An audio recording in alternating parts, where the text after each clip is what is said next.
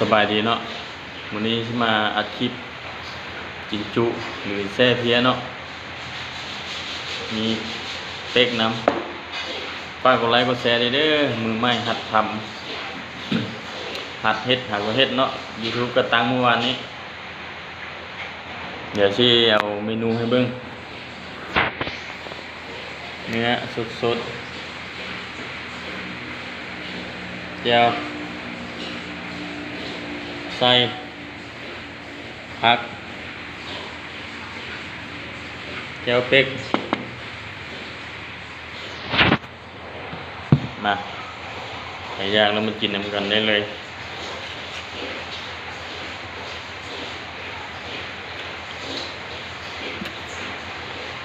ทำก้วนเอา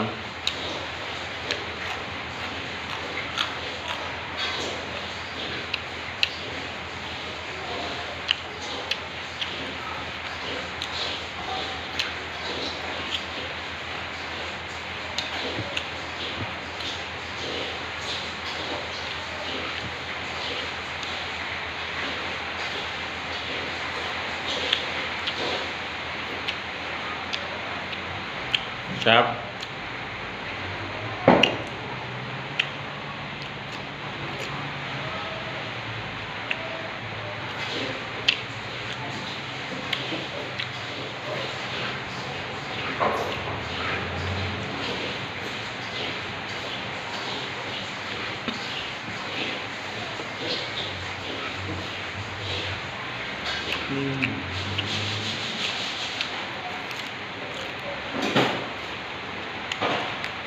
ครับ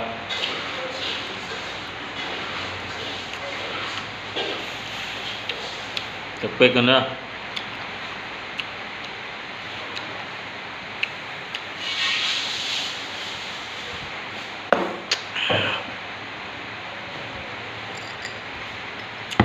แกะขาว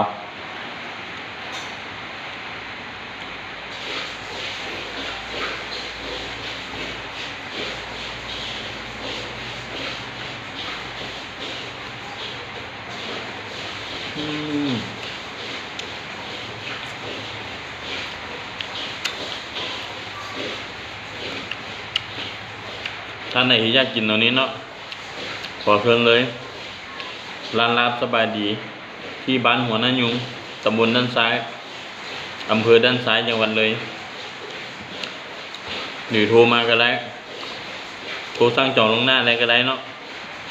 0807973467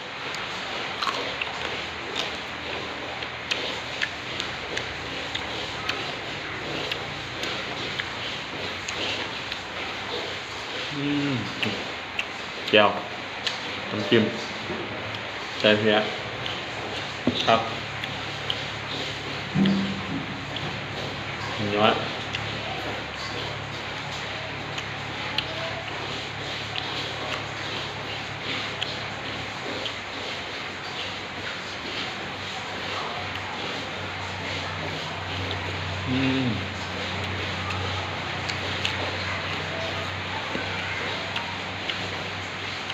ครับ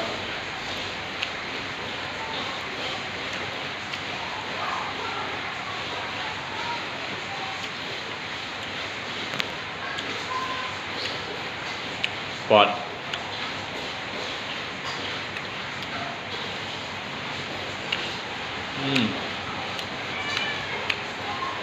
ครับอีกหน่อยน้ำใส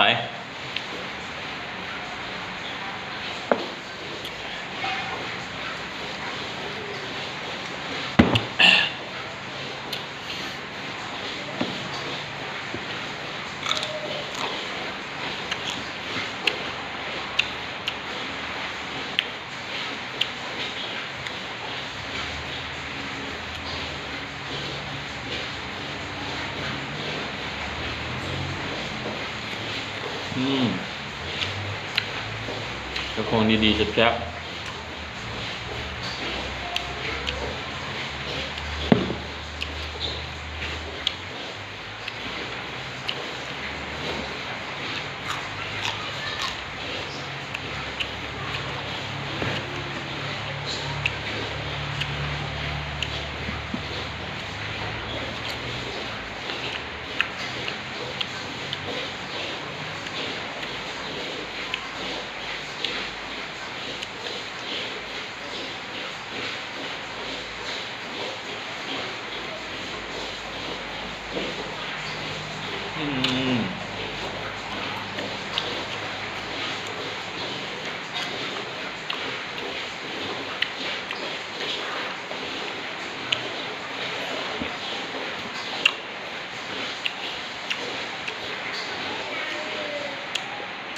แก้วก็ขมสุดยอดเลย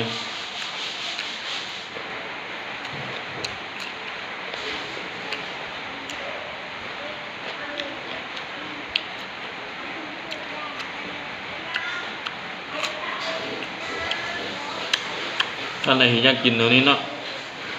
ก่อนเชิญเลยร้านลับสบายดีด้านซ้าย ที่บ้านหัวนั่นยุงตำบลด้านซ้ายอำเภอด้านซ้ายจังหวัดเลยมาแล้วจะเห็นคนลูกโดโล่นี่รถเนาะ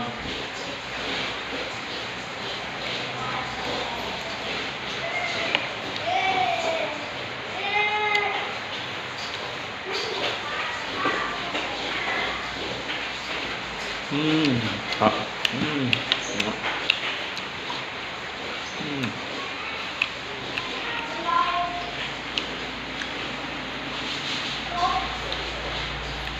เนื้อ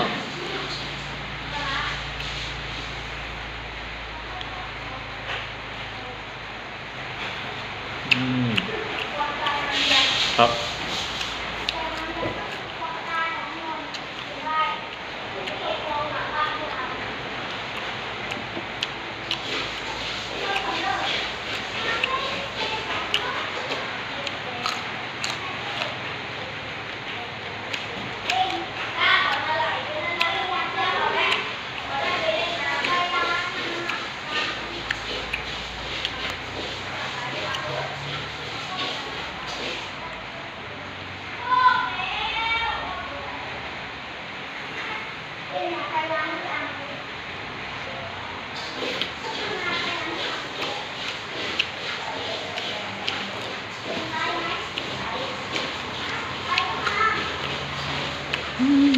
ผมน้ำตักครับ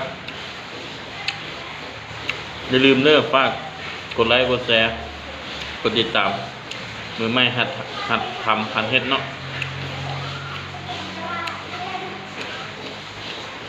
ถ้าไหนอยากกินเนื้อสดๆกินอาหารแบบนี้เชิญเลยร้านน้องเก่งหรือร้านสบายดีหรือโทรมาก็ได้เนาะ0807973467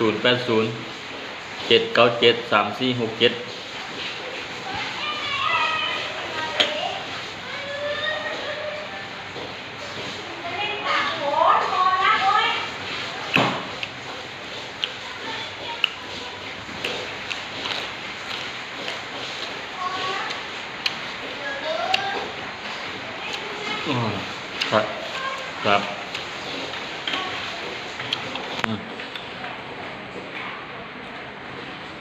ลืมได้ผ่านเนื้อตับน้ำเปรี้ยว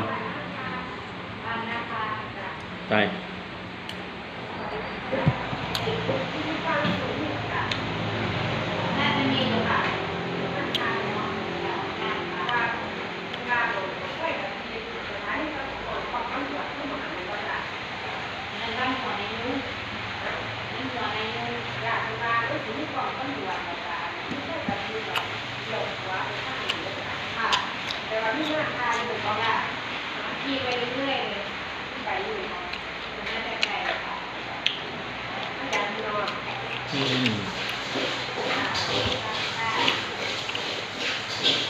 ครับงั้นอย่าลืมฝากกดไลค์กดแชร์กดติดตามด้วยเด้ออาหารเย็บสุดยอด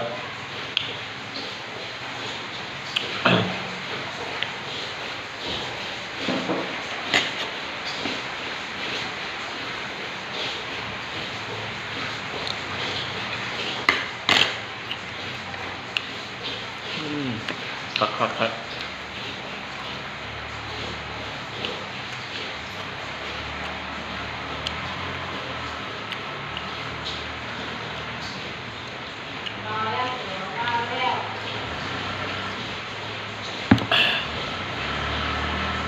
ฝากกดไลค์กดแชร์ด้วยเด้อ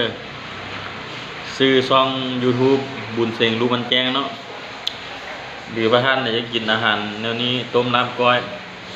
ขอเห็นเชิญเลยเนาะปลายเมนูเขาก็มีปลายเมนูได้กินอย่างตั้งมาเลย ขอขอบใจเด้อฝากกดไลค์กดแชร์กดติดตาม